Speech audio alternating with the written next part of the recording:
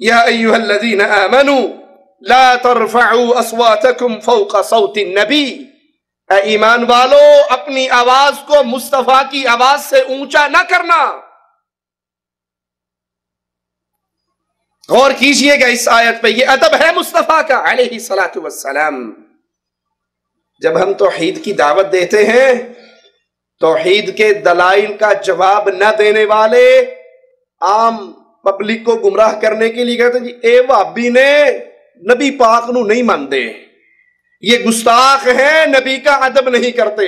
रब्बे मोहम्मद की कसम, रसूल का जितना अदब शरीयत ने हमें सिखाया है किसी और के पल्ले में हो ही नहीं सकता। आइए अदब बताएं अपने हबीब का क्या है। मालिक फरमाता है ला तरफ़अू अस्वातकुम फ़ौक़ सौति नबी, अपनी आवाज को नबी की आवाज से ऊंची ना करना।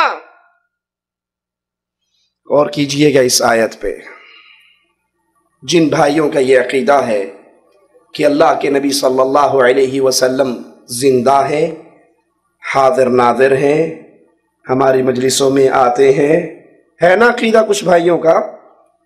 नातें सुनी होंगी आपने भी, क्यू टीवी से, मदनी चैनल से सुना है, हर आशिक के घर तशरीफ लाते हो, हमारे घर में भी हो जाए चरागा या रसूल अल्लाह, आगे आगे ताज वाले, दम बदम पढ़ो दरूद, हजूर भी हैं यहां मौजूद।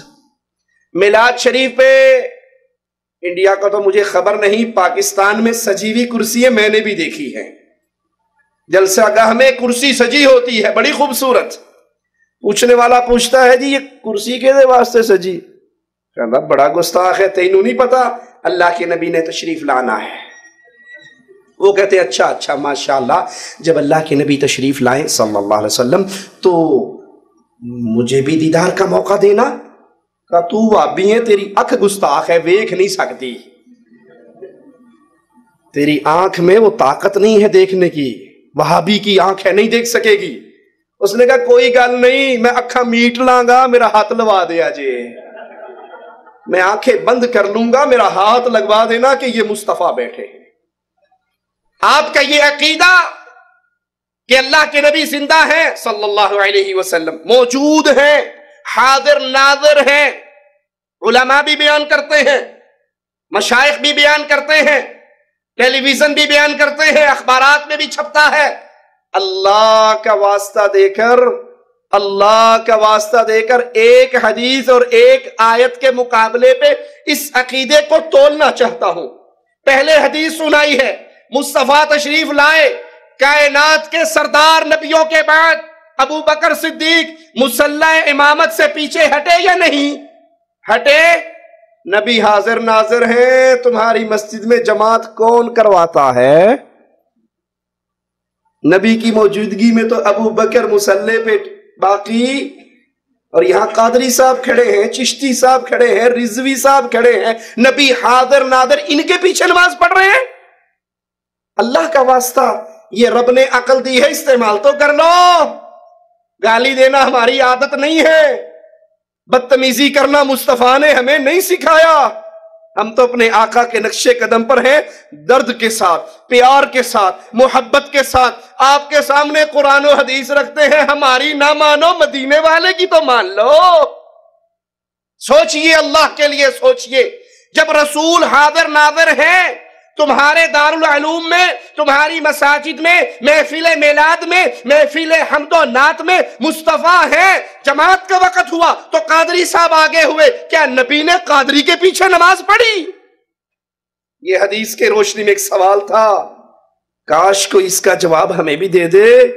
आयत की रोशनी में सवाल करता हूं, आयत क्या है? ला तरफ़अू अस्वातकुम फ़ौक़ सौति नबी, नबी की मौजूदगी में नबी की आवाज से आवाज ऊंची ना करना। साबित बिन कैस मेरे नबी को नजर ना आए, पूछा मेरा सहाबी नजर नहीं आता। एक साहब ने कहा मैं खबर लाता हूं या रसूल अल्लाह सल्लल्लाहु अलैहि वसल्लम। ये सहाबी गए, साबित को देखा अपने घर में सर झुका के बैठे हैं, पूछा क्या बात है?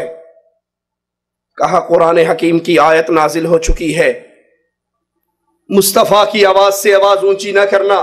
اور اگر تمہاری آواز مصطفیٰ کی آواز سے اونچی ہو گئی عمل برباد ہو جائیں گے۔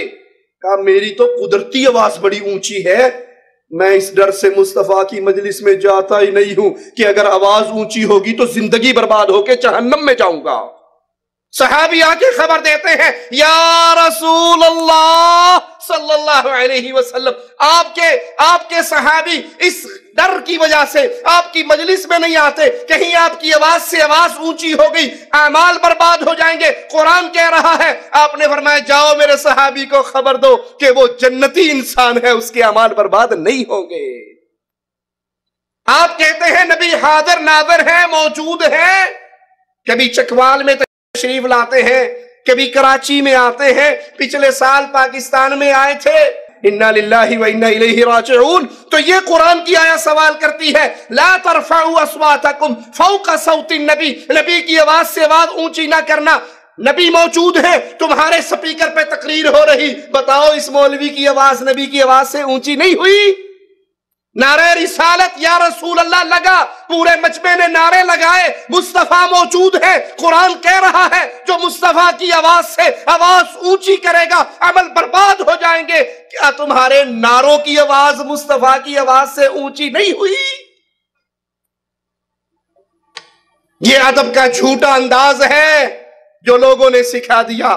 آؤ قرآن سے پوچھتے ہیں ادب کا انداز کیا ہے۔ لا ترفعوا اصواتکم فوق صوت النبی، نبی کی آواز سے آواز اونچی نہ کرنا، نبی موجود ہو مجلس میں اونچا نہ بولنا، نبی کا ادب کرنا، نبی کا فرمان سامنے آ جائے اور آپ کی رائے، آپ کا شیخ کی رائے، آپ کے حضرت کی رائے، آپ کے امام کی رائے، آپ کے عالم کی رائے نبی کی رائے سے ٹکرا جائے، نبی کی حدیث سے ٹکرا جائے، اب اپنے شیخ و مرشد، امام و حضرت، قوم و قبیلے کی رائے کو مصطفیٰ کی آواز سے اونچی نہ کرنا، اور اگر کر دی مصطفیٰ کو چھوڑ دیا تو یاد کر لو اعمال برباد ہوں گے، جہنم کا ایندھن بن جاؤ گے۔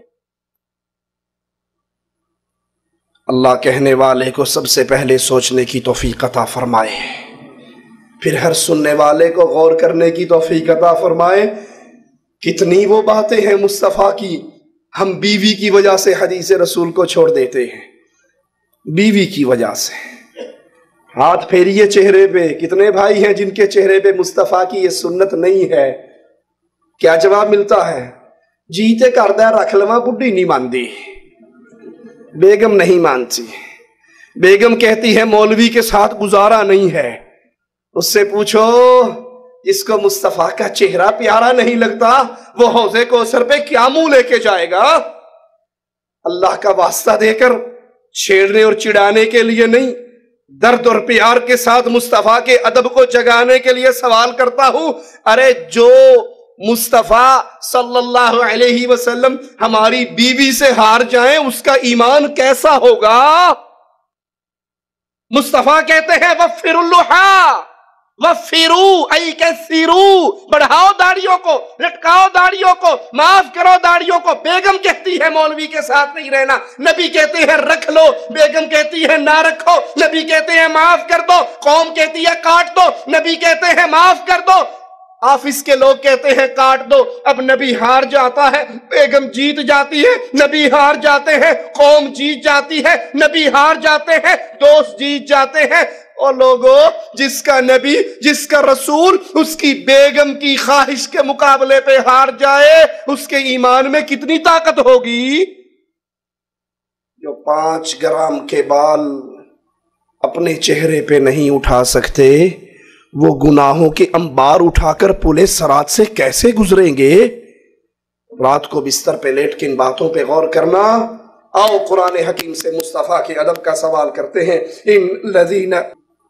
ان الذين يغضون اصواتهم عند رسول الله اولئك الذين امتحن الله قلوبهم للتقوى، جو مصطفیٰ کی موجودگی میں صلی اللہ علیہ وسلم پیارے حبیب کی موجودگی میں اپنی آوازوں کو دھیمی کر لیتے ہیں، آوازوں کو پست کر لیتے ہیں، ادب و احترام سے بولتے ہیں۔ صحابہ فرماتے ہیں جب ہم نبی کی عدالت میں آتے ہیں، نبی کی مجلس میں آتے ہیں، ہم ایسے سر جھکا کے بیٹھتے ہیں جیسے ہمارے سروں پر پرندے بیٹھے ہیں کہ اگر سر ہل گئے کہیں پرندے اڑ نہ جائیں۔ نبی کا ادب صحابہ ایسے کرتے ہیں۔ اب جن کا عقیدہ ہے کہ ہماری مجلسوں میں آگے آگے تاج والے دم بدم پڑھو درود، حضور بھی ہیں یہاں موجود، تو نبی کی موجودگی میں تو آواز اونچی کرنے کا قرآن اجازت نہیں دیتا۔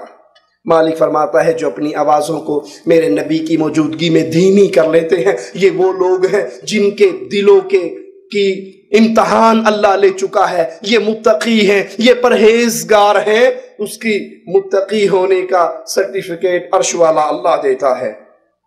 اور جو نبی کو آوازیں لگاتے ہیں، آئیے قرآن سے ان کے بارے میں بھی سوال کرتے ہیں۔ مالک فرماتا ہے ان الذین ینادونک من وراء الحجرات اکثرهم لا يعقلون۔ دیہاتی لوگ آئے تھے، اعرابی لوگ آئے تھے، نبی کے حجرے کے باہر کھڑے ہو کر آوازیں لگائی تھی، یا محمد کی آوازیں لگائے، اے محمد باہر آؤ، اے محمد باہر آؤ۔ عرش والے کو یہ انداز پسند نہ آیا، قرآن میں آیات نازل کر دی، جو میرے رسول کو، جو میرے مصطفیٰ کو آوازیں لگاتا ہے ان میں اکثریت بے عقل لوگوں کی ہے۔ آپ نے نہیں سنی یا محمد کی صدائیں اپنے جلسوں میں، اپنے پروگراموں میں، اپنے ملکوں میں؟ اللہ کے نبی کو پکارنا، آپ کا نام لے کے خطاب کرنا، یا محمد کی آوازیں بلند کرنا، مالک اس سے منع کرتا ہے۔ لا تجعلوا دعاء الرسول بینکم کدعاء بعضکم بعضا، جیسے تم آپس میں ایک دوسرے کو پکارتے ہو، اور ارشد اور راشد اور عبداللہ اور عبد الرحمن، تم آپس میں ایک دوسرے کو پکارتے ہو، یا محمد کی صدائیں نہ لگاؤ۔ اللہ اس عمل سے منع کرتا ہے۔ شیخ الاسلام ابن تیمیہ رحمہ اللہ فرماتے ہیں اللہ تعالیٰ نے ہم پر فرض کیا ہے ہم اس کے رسول کی عزت کریں، اس کے رسول کی تکریم کریں، اس کے رسول کی مدد کریں، ہر طریقے سے اللہ کے نبی کی عزت، ہر طریقے سے اللہ کے نبی کا ادب، ہر طریقے سے اللہ کے نبی کا احترام۔